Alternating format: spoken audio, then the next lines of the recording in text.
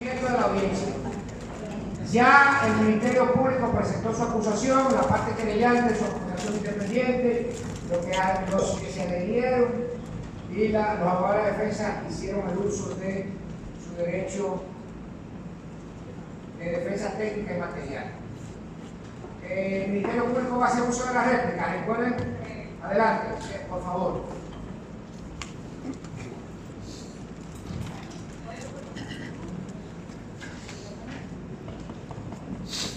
Sí, está encendido.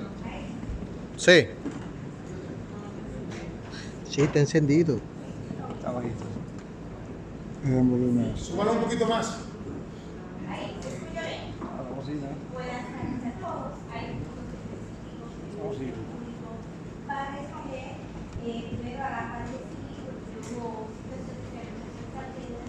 que no coincide con la acusación pública que presenta el Ministerio Público. En una parte de los actores civiles agrega otros imputados diferentes a lo que el Ministerio Público presenta en su acusación. No es el gran contra, lo que pasa es que las reglas del juego están consagradas en la normativa procesal penal y el debido proceso. No pudieran las partes civiles en una acción pública, instancia privada, sin prever una conversión de la misma, acusar a personas que ni siquiera han sido citadas y están presentes en este plenario. Nosotros también debemos ser garantes como Estado, como representación del Estado y la sociedad, de todo. En este momento lo hacemos esas personas que no han sido citadas, que no han sido acusadas por el Ministerio Público. Lo que no puede es aparte acusar a otras personas distintas a la que el Ministerio Público ha acusado, porque la norma no se lo permite y el debido proceso.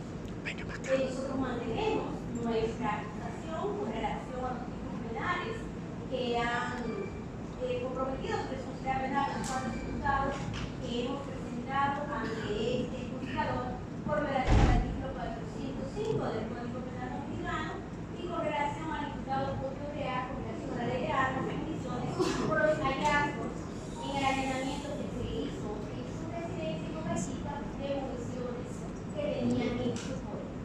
Eso es por un lado. Las defensas intervinieron en el primer orden, apartándose que estamos en una audiencia preliminar donde las mismas reglas están previstas. ¿De qué se trata esta audiencia? Donde el juez va a verificar si existe suficiencia probatoria, si esas pruebas son vinculantes, son útiles y son pertinentes. También debe verificar este juzgador el instituto de lo que establece el artículo 294 y siguiente, si el Ministerio Público ha presentado un plan de pago, si ha presentado una historia, y podrá verificar el juzgador que hemos cumplido con el voto de la norma. Hemos establecido que estas cuatro personas que hoy acusamos de manera formal cometieron el tipo penal de estafa utilizando sus maniobras fraudulentas para hacer creer créditos imaginarios. Dirán ellos, no, el Ministerio Público está contrario a nosotros. Nosotros no estamos contra la ley, nosotros estamos a favor de las pruebas. Y yo lo que las pruebas nos han aportado es que las entidades bancarias centrales, incluyendo el Banco Central, el Banco de Reservas de la República Dominicana, han certificado de manera expresa por las exigencias solicitadas por el Ministerio Público de que no existen dichos créditos, de que no existen dichas cuentas, como alegadamente pretendían los imputados establecer de una transferencia de un dinero que provenía de España.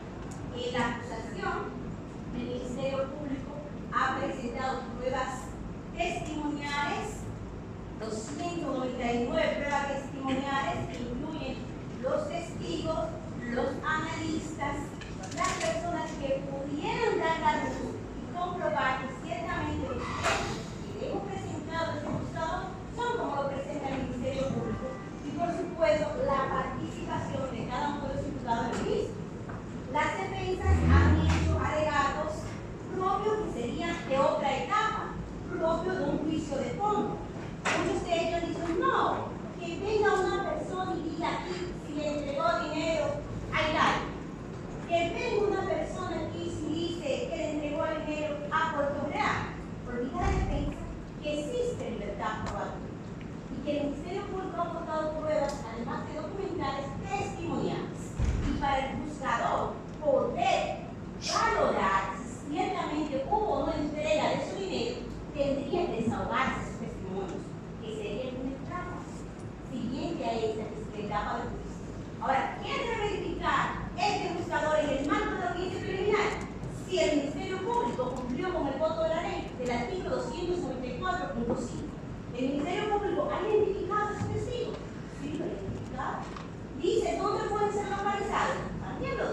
pliego acusatorio. Dice que pretende probar el Ministerio Público con cada uno de esos testigos. La amplía. Además de esto, hemos proporcionado pruebas documentales, los cuales vinculan a cada uno de los imputados que están obcecados de la familia acusado por los hechos que previamente establecidos y que se susume, obviamente, en un tipo penal. Por eso es que estamos aquí el día de hoy. El imputado Hilario, ante su defensa técnica pero material, ha establecido que no hubo entrega de dinero, pero él mismo establece que se preparaba un viaje a España. Pero lo que decimos, tendría que ser en una etapa de juicio donde se desahoguen estas pruebas que el Ministerio Público ha cumplido en todo lo que establece el artículo 294, que se podrá verificar la responsabilidad penal de cada uno de los imputados. En esta etapa no. Aquí estamos hablando de legalidad, de pertinencia, de utilidad, de que sean vinculantes, que dichas pruebas sirven para sostener con probabilidad, no certeza, con probabilidad, una condena en juicio de fondo. Por todo esto, el Ministerio Público ha dado la defensa de Corte Real, inclusive, y nos vamos a referir brevemente, ha atacado el acta de arresto, por lo cual fue arrestado hace unos meses el imputado con la alegación de que no era la persona con quien iba dirigido el orden de arresto. En primer lugar, es una etapa preventiva. Esa acta de arresto ya fue ante el juez de la garantía, ya fue ante el juez de la audiencia de medida de coerción, quien verificó si ciertamente ese arresto era legal o ilegal. ¿Y qué determinó ese juez? Era legal. E impuso una medida de coerción de prisión preventiva. Es decir, cuando Real no está aquí preso o arrestado por una orden de arresto, señor, él está aquí por una medida de coerción impuesta por el juez natural, por el juez competente que impuso la medida de coerción de prisión preventiva, por no estar en una orden de arresto, por lo que carece de toda lógica jurídica. La interpretación y los argumentos esbozados por la defensa en el ámbito de esta audiencia preliminar.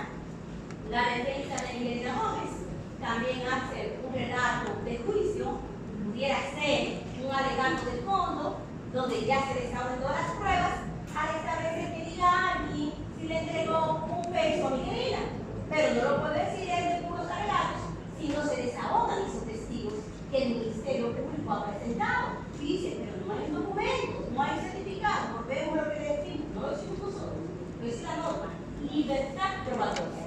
No se necesita en materia penal única y exclusivamente como prueba para demostrar la entrega de valores que exista un recibo.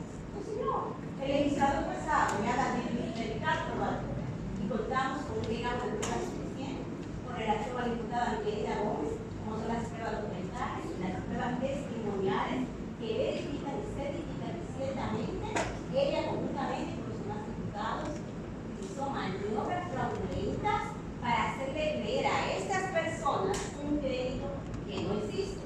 Y es por ello que nosotros decimos, se susume en el mismo penal de estafa.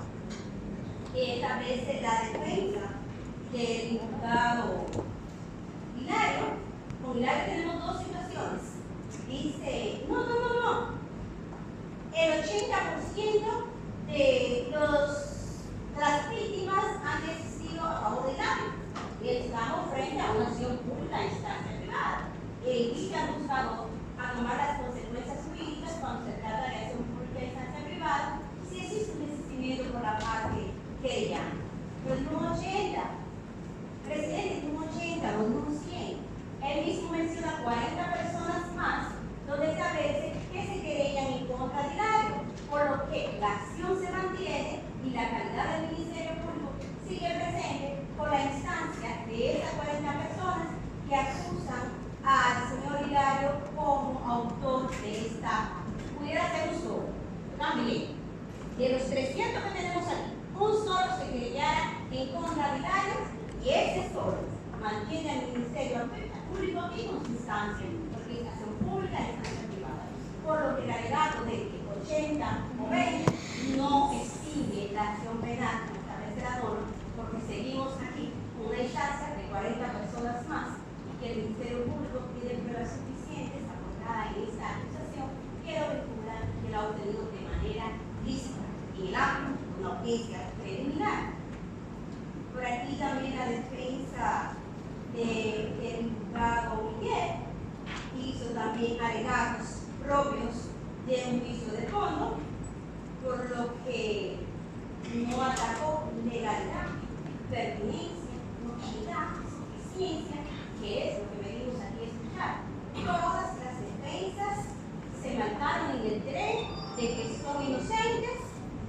no participaron en el hecho, que esas personas fue lo que lo buscaron a ellos, y se pregunta el Ministerio Público, porque es la pregunta jurídica que se debe hacer en esta audiencia que estamos.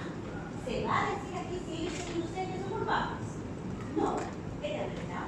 Aquí vamos a verificar suficiencia para la probabilidad en otra etapa. Nos vamos a referir brevemente a las medidas de coerción solicitadas a los imputados, las cuales en algunas hemos solicitado que se impongan y a las otras que se mantengan. Con relación a los imputados Miguel Lina y el señor Miguel León, los cuales el Tribunal de Atención Permanente le impuso una medida de coerción distinta a la prisión preventiva, nosotros entendemos que debe mantenerse, porque es la justa y proporcional ante los medios del Ministerio Público le ha imputado. Y en cuanto al imputado Hilario, que tiene el derecho de que tuvo una medida, no le impusieron medida de coerción en esta etapa, lo descarga de los hechos. No. El Ministerio Público presentó una acusación con pruebas que lo vinculan. Y hemos solicitado una medida de coerción porque cuando opere voto de apertura al juicio, que sabemos que es la solución jurídica que lo lleve este proceso, se debe garantizar que esta persona acuda a las demás etapas del proceso, y es por ello que solicitamos que se le imponga la medida de coerción justa y proporcional al diputado Hilario. Con relación al diputado Puerto Real y la medida de coerción de prisión preventiva que pesa en su contra, hacemos el análisis que establece el artículo 229 e invitamos al juzgador, que sabemos que lo va a hacer, para verificar cuál ha sido el comportamiento del diputado en ese proceso. Se podrá ver el juzgador, las personas que hemos mencionado, Miguel y Miguel, fueron impuestas medida de coerción un año antes. Puerto Real fue al año siguiente de una persecución continua que pudo ser arrestado y allanado su vivienda para poder ser sometido a este proceso. Un año. ¿Cuál ha sido el comportamiento de dicho imputado?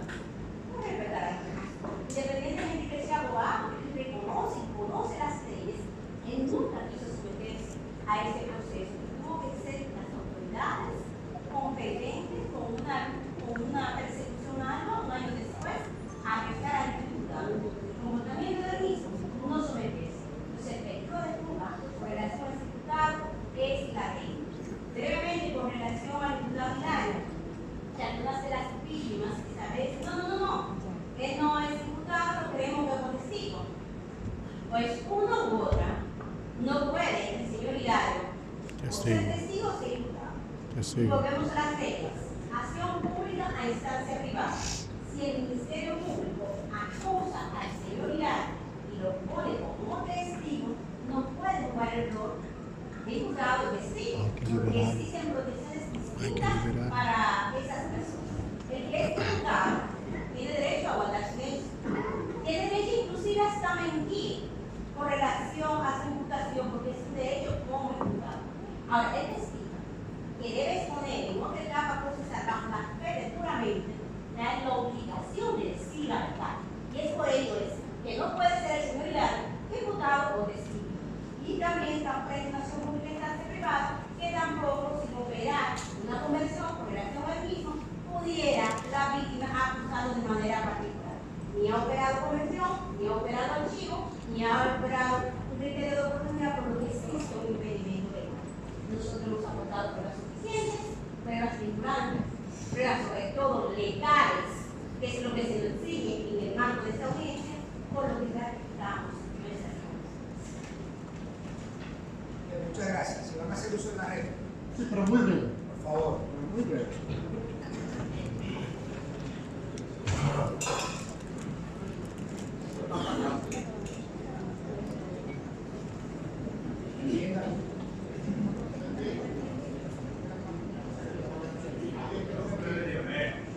¿Se oye?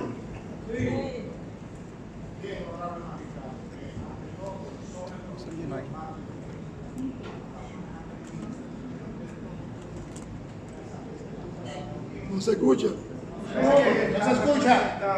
Por eso lo que hay que ver quiera hicieron uso de la palabra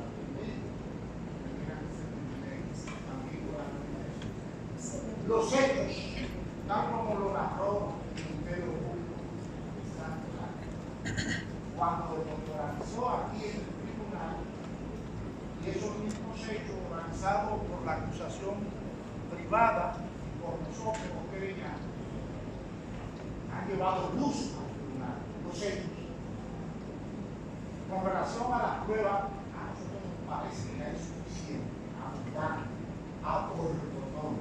pruebas documentales, periciales y testimoniales. Hay pruebas por yo creo que nadie osa aquí suponer que estos cuatro señores no deben ser enviados. La pregunta, y es ahí donde yo me voy a concentrar, este tipo de cosas, porque uno tiene tiempo de una debate de forma, no lo puedo usar el magistrado o el presidente, en la situación de todas las partes que informan el proceso, una cuestión de tiempo. Esto para un debate, pero es difícil. Los abogados nos gusta tanto hablar y que vivimos de lo que vivimos, de lo que hablamos, a veces nos resulta difícil tener que decir las cosas en un paso de tiempo tan pequeño. Entonces, ¿cómo queda de otra? Aquí se ha hablado de los cuatro tipos penales. No de cuatro, porque la complicidad no es un tipo penal. La complicidad es la acompañante siempre de cómplice de algo, de otro tipo penal. Pero se ha hablado de abuso de confianza, de estafa, de asociación de malhechores, de algunos intereses. Estamos hablando aquí de lavado de activos. Lavado de activos y otros de campos de entrada. No creo que nadie vaya a hacer caso a eso. Yo creo que aquí por lo que llaman lavado de activos, si hubiera de nuevo la cuestión esa. Pero hay tres tipos penales que merecen la atención del presidente del tribunal. Porque en definitiva, finalmente capital. Usted le va a dar la etiqueta al hecho que cometieron esos cuatro ciudadanos. El principal de ellos, casi contemporáneo conmigo. No tengo nada personal contra él. Yo lo conocí en la facultad de Derecho de la universidad. Y uno de esos abogados que está ahí, Pedro Pérez, de mi promoción. Nosotros creo, no exagero, son unos abogados de más larga data de lo que estamos hablando. Pero se me ha estado un profesor, que aquí creo un minuto siempre con su amigo, que nos decía a nosotros, es verdad que el robo, el abuso de confianza y la estafa son primos, pero los primos no son tan iguales, tienen diferencias muy marcadas. Porque sustraer es muy diferente de distraer o de disipar. Con eso solo separen el robo de la estafa y la abuso de confianza. Pero tengan mucho cuidado con la estafa y la abuso de confianza, que lo pueden confundir. Porque a veces hay hechos que cuando se narran, o por la forma en que se narran esos hechos, históricamente ocurridos, al buscarle la etiqueta, el nombre que hablemos del poder, podemos tener. Es cierto que lo cometido por él está penado por la ley. Y por eso vos, en su oportunidad, van a enviar a otros sabios. Pero lo que hay que saber, ¿con qué usted lo envíe? Así como se descarta negativamente el lavado de activos, se acoge positivamente la situación de la ley.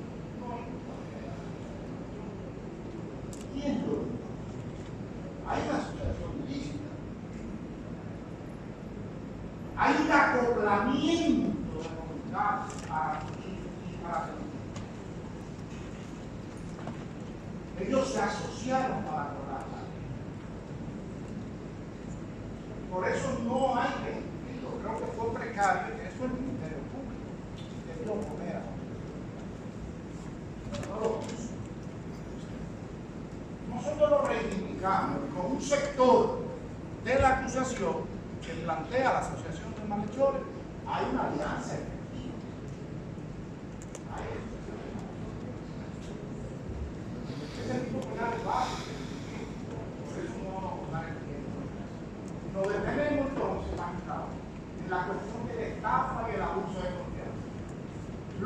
aquí se dijo, No hay que ponerle la mano en la lo que mira, aquí ¿sabes? se ha narrado, y conforme a los documentos aportados y a las otras pruebas aportadas, ¿cómo se llama eso? O es estafa o es abuso de confianza. El Ministerio Público entendió que era estafa. Hay un sector de la asociación privada que entiende que es abuso de confianza. Y ahí el viejo profesor universitario, José Amaniego, que Viterbo y Johnny Pérez conocen, nos decía, con la estafa y el abuso de confianza, solo tienen que tomar en consideración, prima facie, de entrada, a inicio, que uno es a priori y el otro es a posteriori. En la estafa nos encontramos con un acto a priorístico. El abuso de confianza es después de.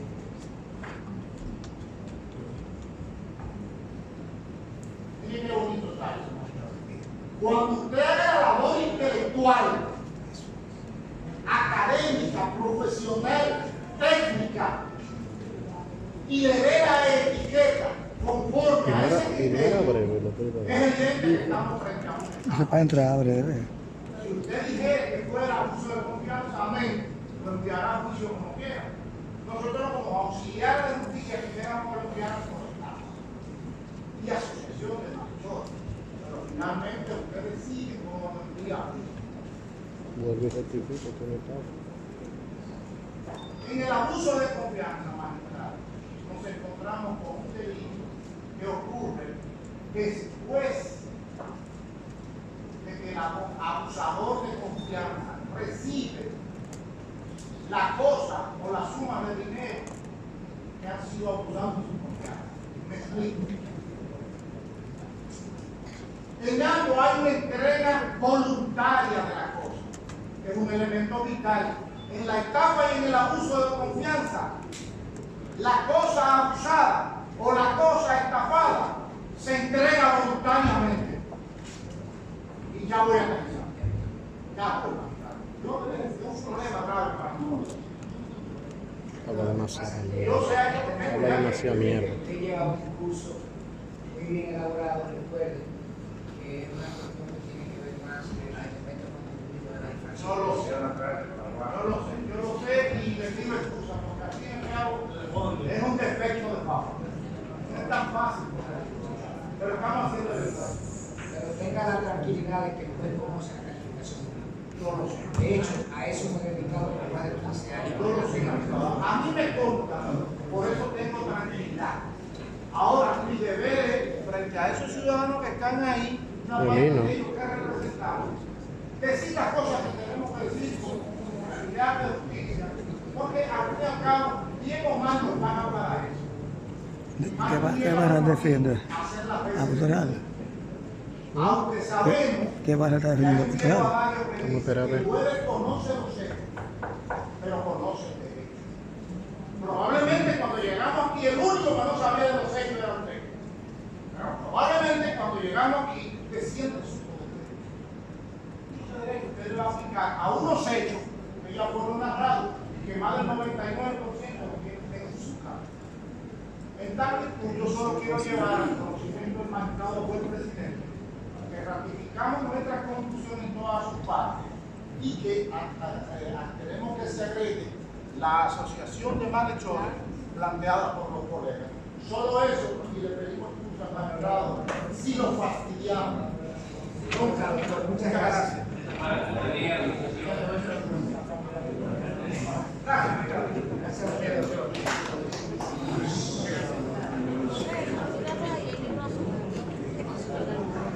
No pidas cura. ¿Qué pasó? Eso no va a aguantar el fuerte que le va a venir afuera. Se va.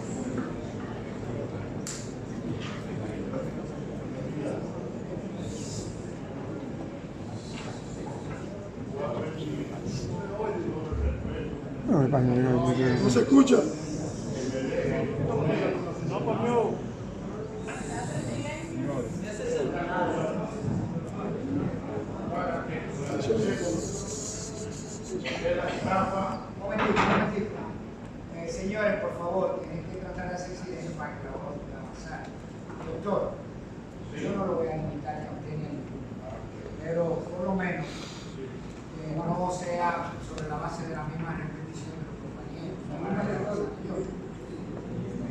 Yo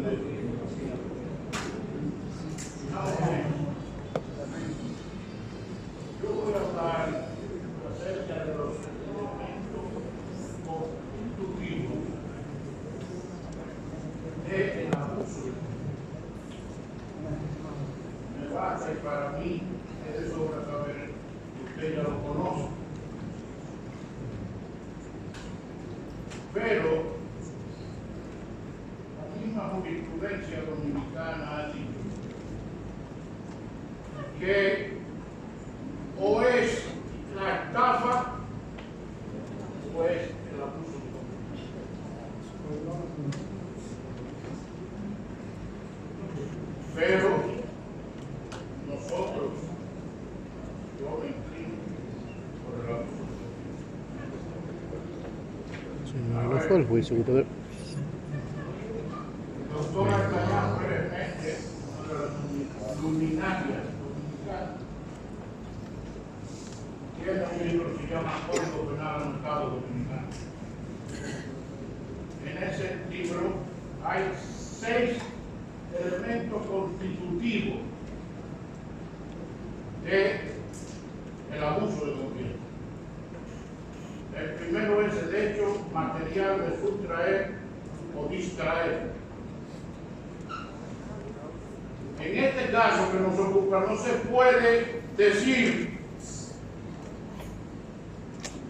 que los imputados,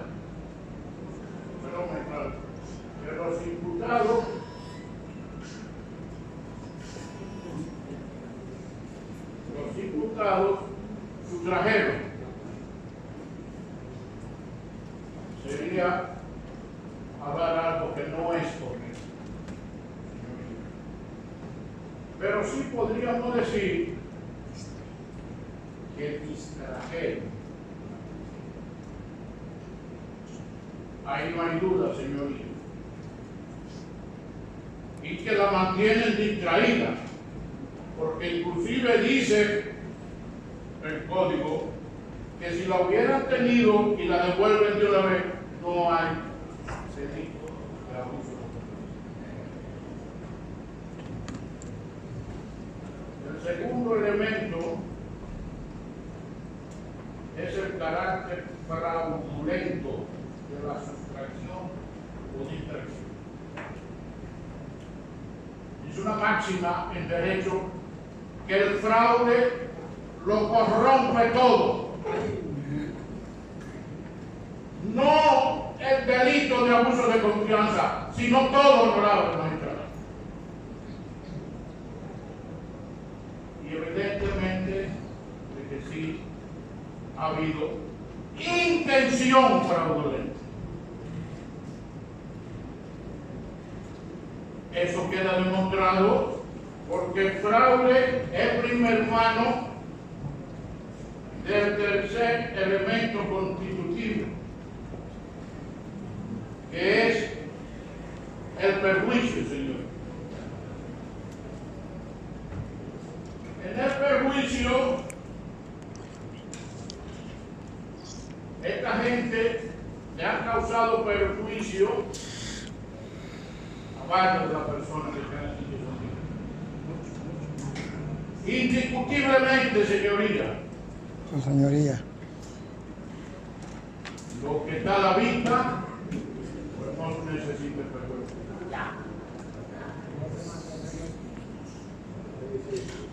Vamos a seguir con el cuarto de los elementos, la naturaleza del objeto.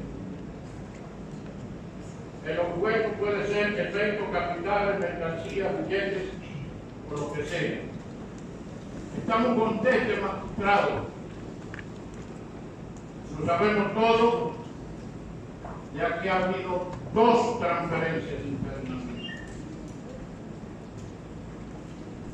Pero aún no hayan esas transferencias internacionales, su señoría. Acaba de decir el Ministerio Público que en materia penal hay libertad de prueba. Y las pruebas testimoniales que se dicen aquí frente a usted, señoría, sirven de principio de prueba por escrito. El testimonio da lugar al principio de prueba por escrito. Varios tratadistas dominicanos, entre ellos el mismo doctor Español Pérez Méndez, el doctor Juan Manuel Pellerano, se han pronunciado sobre eso en la doctrina. Pero, señoría, el quinto elemento es la entrega a cargo de devolver.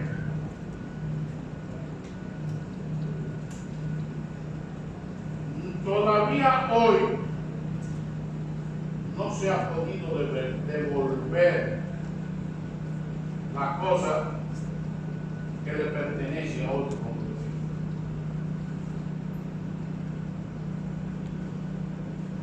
Creo que ha tenido suficiente tiempo, inclusive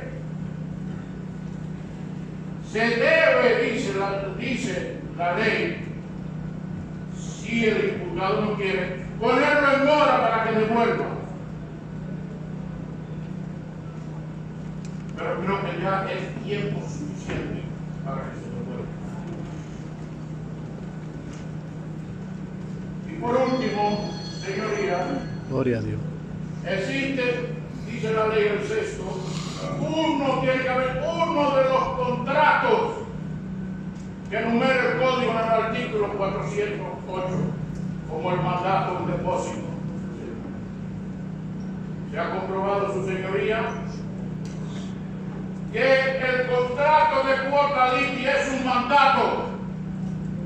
Y no lo digo yo, lo dice uno de los jueces más afamados ahora mismo en la doctrina dominicana, el magistrado Hernández, igual una cosa así, Hernández, Pereira. Y es la pura verdad. Ahora, cuando usted le da un poder a alguien para que lo represente, con un mandato para que esa persona busque algo, le entregue algo, usted le está dando un mandato, un poder. Y ahí se constituye el último de los elementos constitutivos del abuso de confianza. Bien, doctor, ya usted. Bien, Bien edificado por eso que se quitó. bien. Gracias. Señoría, no hay más que decir que ratifico las conclusiones que había dicho anteriormente, bajo reserva. Vamos, Lebrón, coño.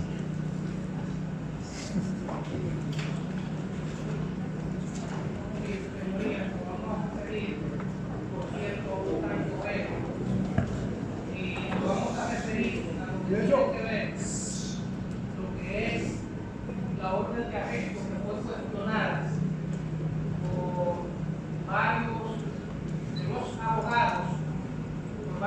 abogados de los defensores técnicos de los imputados. Ahí sí nosotros estamos contentos con el Ministerio Público, toda vez de que esa orden de arresto es legalmente, fue establecida en virtud de lo que establece la ley. Pero no obstante eso, honorable magistrado, ya ese tema de la orden de arresto, independientemente de haberse debatido en lo que tiene que ver con las medidas de coerción, también la Corte de Apelación dio su veredicto con relación a esa orden de arresto. Por vía de consecuencia, no tenemos nosotros que argumentar con relación a esa orden de arresto, porque quedó plenamente establecido de que fue legalmente. Con lo que tiene que ver a la querella, con lo que tiene que ver primeramente en el acta de acusación presentada por el Frente Nacional Rosario, la misma fue presentada en tiempo hábil y de acuerdo a lo que establecen las normas procesales de nuestro país. Notificada, primero se le presentó o se le notificó al Ministerio Público por escrito en el plazo establecido por la ley de que no estábamos de acuerdo con esa acusación. Luego entonces, 10 días después, presentamos la acusación ante el Ministerio Público, ante el juez de la instrucción, notificada, debidamente notificada a cada una de las partes del proceso, al Ministerio Público y a cada uno de los imputados. Por cuanto reúne las condiciones establecidas en el código. Con relación a la querella con constitución en actor civil y sus debidas pretensiones, presentada por el Frente Nacional Rosario, fijaos bien, honorable magistrado, que se presentó una querella el día 14 de junio del año 2021, y ahí existían y fue depositada ante el juzgado de la instrucción. En esa querella, honorable magistrado, aparecen aproximadamente unas 14 personas, de lo cual el Ministerio Público no encausó a esa persona, violando así, honorable magistrado, lo que establece el artículo 31 del Código Procesal Penal en su parte infine, el cual establece lo siguiente, nuestra señoría. Una vez presentada la instancia privada, queda autorizada la persecución de todos los imputados, no de uno, no de dos ni de tres, de todos los imputados que recogen la querella con constitución en actor civil y sus debidas pretensiones. Pero aún más, honorable magistrado, que también se cuestionó que no se había notificado, que estaba fuera de plazo. ¿Qué dice el artículo 270 del Código Procesal Penal? Oportunidad. Y vamos a leerlo, honorable magistrado. La querella debe de presentarse antes de que se dicte auto de apertura a juicio. Si la querella es presentada en la audiencia preliminar, debe de cumplir todas las condiciones de forma y de fondo previsto en este estado, que es precisamente lo que se ha establecido y lo que se ha hecho en la presentación de la querella con constitución en actor civil y sus debidas pretensiones por el Frente Nacional Rosario. En ese sentido,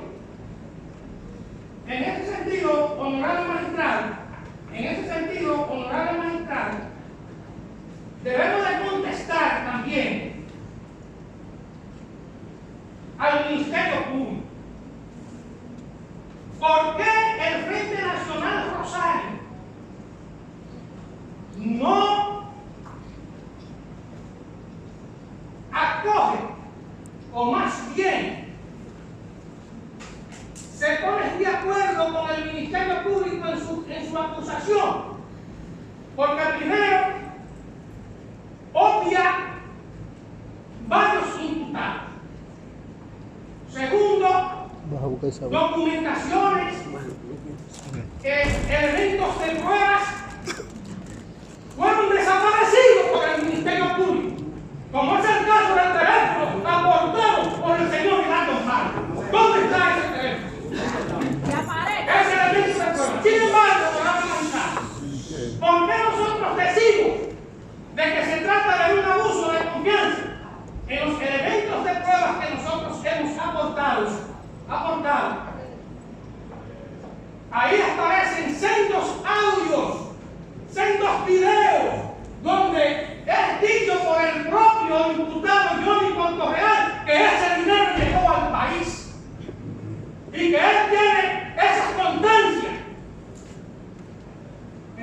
honorable magistrado, si llegó ese dinero al país, ¿dónde está? ¿Dónde está? Y es por ello que nosotros, hemos establecido el abuso de confianza. No obstante, honorable magistrado, con relación a lo que es la asociación de malhechores, basta y sobra la cantidad de imputados.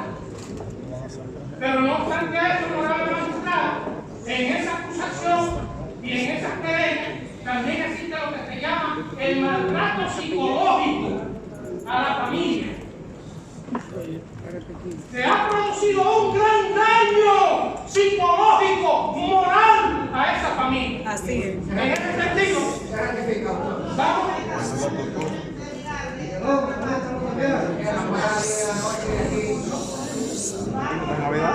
¿Es el juicio?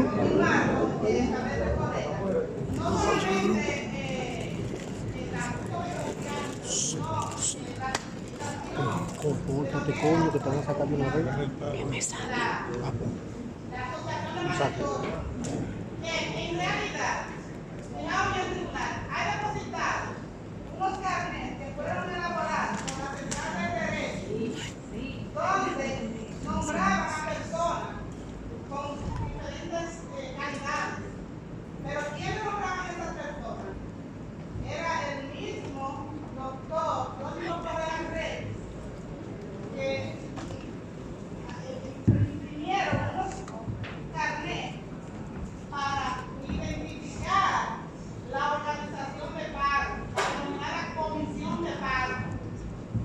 ¿Dónde? ¿Cómo decimos que son asociaciones? Miren por qué no hay nada. Al señor Rafi Joel Rosario Florentino lo nombraron como supervisor. Pero ¿por qué estaba firmado ese carnet? Por el señor Miguel de Hoyo Montero. O sea, no, ¿qué significa? Hay otro carnet también donde se identificaba a la señora Edith Rosario, Francia Rosario de Paredes, como supervisión, también por la central de derecho. ¿Firmado por quién? Por el doctor Johnny Correa Reyes. Entonces, en ese sentido, y aquí hay varios carneros más. Entonces, ¿cómo no decir que sí hubo una asociación de malhechores? Está tipificada. Denme un segundito, tribunal. Hay otras. Ahora, le damos de cada 2 minutos para acá.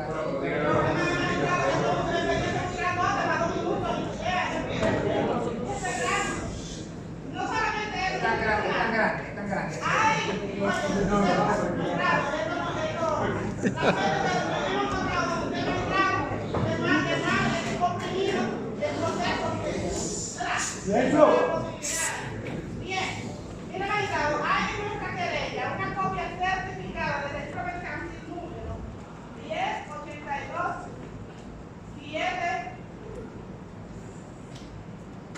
73 SD de la acusación del Ministerio Público. O sea, donde la razón social central del derecho hizo el Ministerio Público para probarlos que los acusados, Johnny Correa Reyes, Miguelina Gómez Santana, son socios de la razón social central del derecho. Vean, porque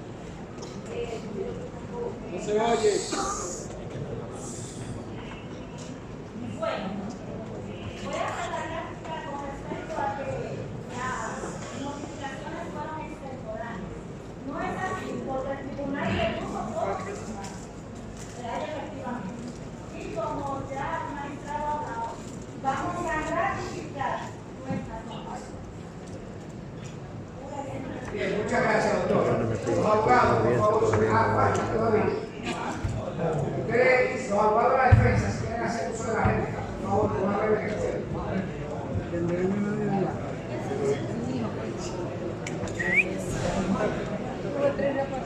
Vienen los dormilones. Bien, doctores, ya ustedes vieron prácticamente la discusión es la misma. Si ustedes tienen algo que agregar, no se extiendan mucho, por favor. Sí, vamos a leer.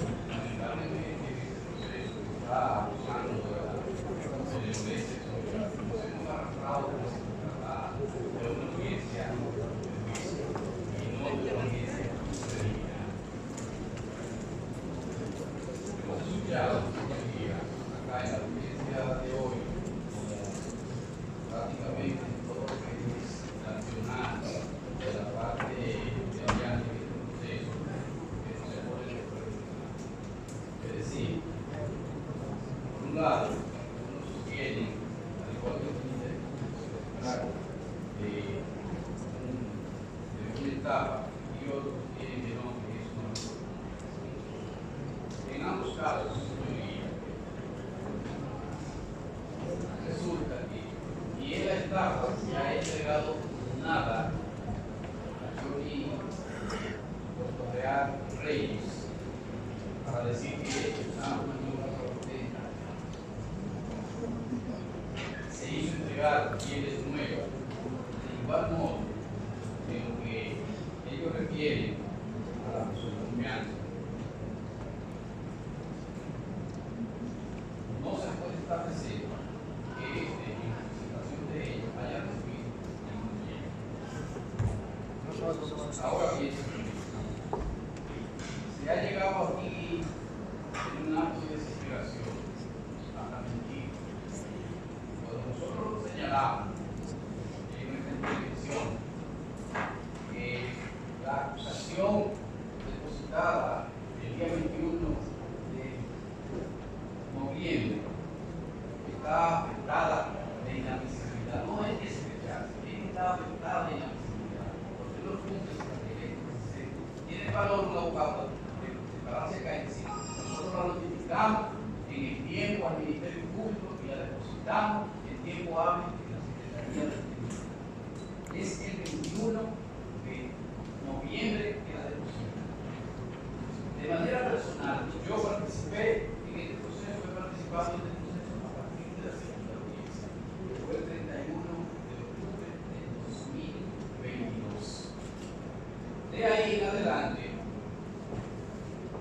ese abogado y los demás que le acompañan en representación de las personas que ellos han dicho acá, que actúan, participaron de la primera audiencia, de la audiencia del 31 de octubre y la audiencia del 14 de noviembre, todas del año 2021. Y la instancia depositada por ante la oficina coordinadora de los juzgados de institución como jurado llevado el registrado de fecha 21 de octubre. Eso quiere decir que no es verdad que se le notificó al Ministerio Público y que se depositó en el tiempo hábil en virtud del 296, pero inclusive ellos no invocan que están actuando en virtud del 296, sino en virtud del 295 del Código Procesal Penal. Es decir, señoría, en ese caso son dos cosas completamente distintas. Usted está diciendo que en su caso ustedes lo que hacen es una especie de ampliación de la acusación presentada por el Ministerio Público. Pero cuando vienen acá le dicen al tribunal, no, nosotros no nos adherimos a la acusación presentada por el Ministerio Público, estamos completamente en desacuerdo con esa. Tenemos nuestra propia acusación. Pero para eso, entonces sí debió usted cumplir con el artículo 296 del Código Procesal Penal y advertirle al Ministerio Público en el plazo de los 3 días que iba a presentar su acusación particular y a partir de ahí, en el plazo de los 10 días, entonces depositar en la Secretaría del Tribunal su acusación. Y eso no ha sido cumplido. ¿Se refiere eso a las reglas del debido proceso? Sí. ¿La cumplió usted? No. Entonces su actuación está afectada de la misma. Así de sencillo, señoría. Y ¿Qué ratifica, doctor? Ya ratificamos. ese punto está claro. Ese punto está claro. Los abogados van a hacer uso. Adelante. Ay, Dios. Buena gente.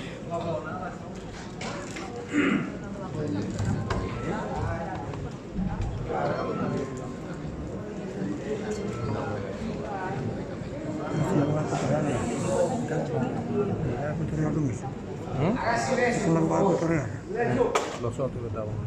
Bien, el Ministerio Público, esta Miguelina hizo Sí, yo digo lo que estaban. crear que hay un Estado. Entonces resulta que el mismo debate que alrededor de esa barra completa, si la agarramos en efecto no ha habido ni a priori ni a posteriori ninguno de ellos. Entonces lo que dice lo mismo. Miguelina simplemente firmó unos contratos, unos poderes localistas en los que no recibió dinero. Y lo que tiene una Señores, por favor. Yo pagué casi 40.000. y lo que el Ministerio Público no ha dicho aquí es cuál fue la maniobra fraudulenta que ella manejó, cuál fue el engaño, cuál fue su maniobra para que los niños se lo pagaran. Eso es lo que tiene que establecer el Ministerio Público.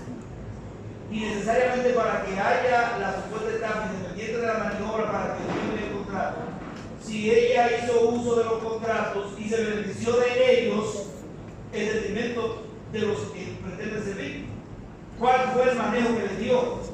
¿Y cuál fue el beneficio que ella dio con el uso de los poderes?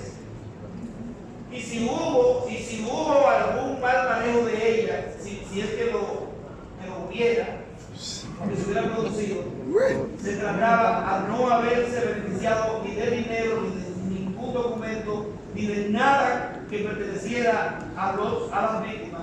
Estaremos hablando probablemente de una situación que debo conocer siempre de abogado. A mí no se ha dicho que ella incumplió el contrato, por lo tanto tampoco daba lugar a eso. Entonces, ¿dónde está el tipo penal? ¿Dónde está el tipo penal? Que de eso no va a salir. ¿Quieres los recibos? Ni Para. recibió dinero, ni hizo ningún uso del mandato. Para que quede clarito Ay, para la ay. fiscalía. El tema de la libertad probatoria, me parece que la libertad probatoria sustituye el debido proceso y que ese artículo de la libertad probatoria anula todo el resto del debido accionar. Estoy cansado. Del Ministerio Público. Dice que se permite cualquier medio de prueba permitido, y lo que se permite son los que cumplen con la legalidad, el principio de legalidad. Entonces no es verdad que aquí se puede pretender una supuesta etapa, pretender probar la etapa en posterior con testimonios. Ajá, un directo, si yo te di dinero, ¿dónde recibo? Oh, Si la prueba aquí elemental debe ser una documental y no existe. La testimonial en materia de etapa no sustituye a la prueba escrita. Aquí se impone la prueba escrita, que la presente el Ministerio Público. Todavía le damos la oportunidad de que lo haga. ay, hombre, cállate la boca. Entonces, de eso se trata. Entonces, doctor magistrado, yo creo que aquí, respecto al tema de la querella, los que hablaron de nuevo pretendieron de querella, ninguno de los accionantes, ni querella, ni las acusaciones alternativas, cumplieron con el debido proceso. Y por tanto, ratificamos. Gracias.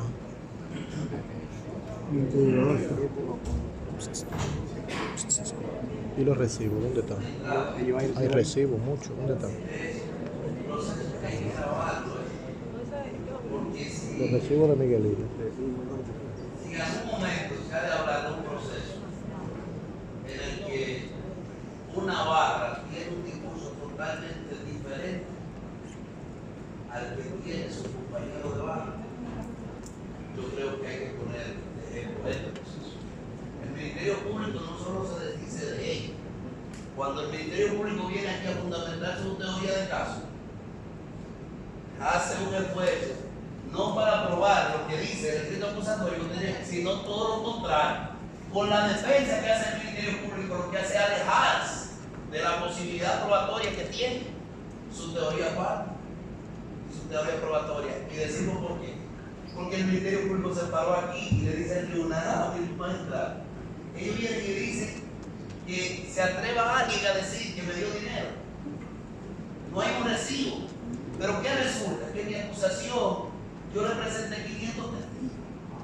Y el tribunal no puede adivinar lo que van a decir los testigos. No, es verdad.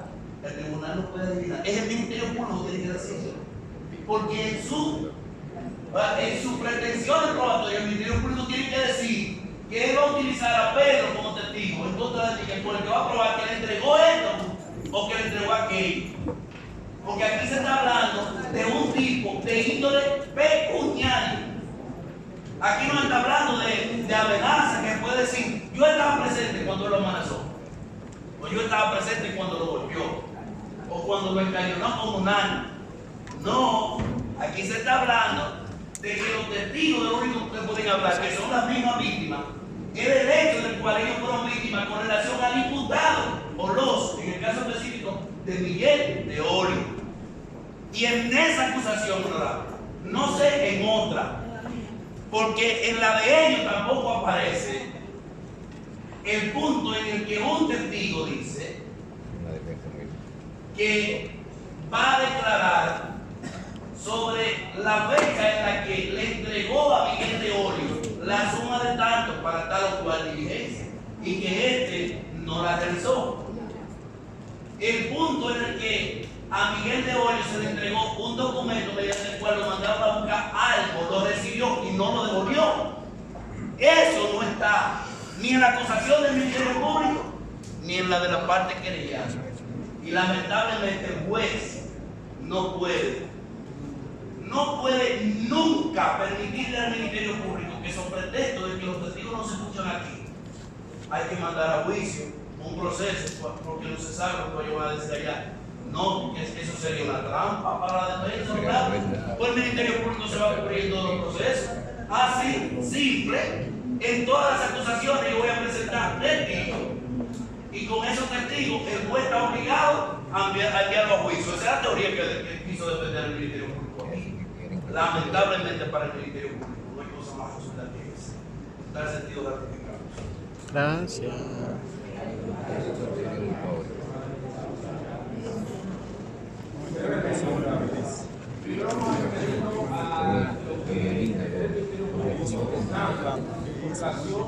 Puede hacer silencio, señores, por favor. A los presentimientos que obraron en favor del señor Hilario Paz. Lamentablemente, la realidad es que el Ministerio Público ha presentado una acusación en representación de 283 víctimas, de las cuales más de 200 de ellas han desistido en el día de hoy. Eso por una parte. Por otra parte, honorable, el Ministerio Público le ha dicho al tribunal que debe variar la medida en razón de que han variado los presupuestos. Yo entiendo que realmente han variado por el favor de nuestros representados, toda vez que él, aún cuando tiene una libertad muy simple, se ha presentado a todas y cada una de las audiencias. Libertad muy simple, que fue otorgada, porque la medida de coerción en su solicitud, el juez determinó que la cintila probatoria no existía. ¿Y qué ha variado de la cintila probatoria entre lo que se solicitó en la medida y lo que se depositó ahora? Absolutamente nada.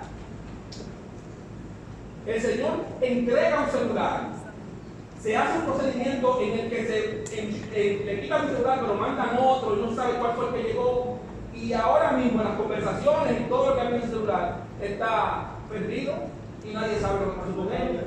En ese sentido, yo entiendo que aquí no hay ni siquiera mucho que hablar. No hay una sola documentación, no la puede presentar el tribunal, en la que aparezca el nombre de nuestro representado a raíz de recibir algún tipo, una sola.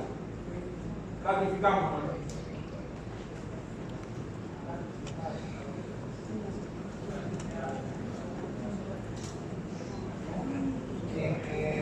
Voy a tomar un receso en 5 minutos para examinar la prueba documental y enviar el tarifario. No se vayan a meter. Bien.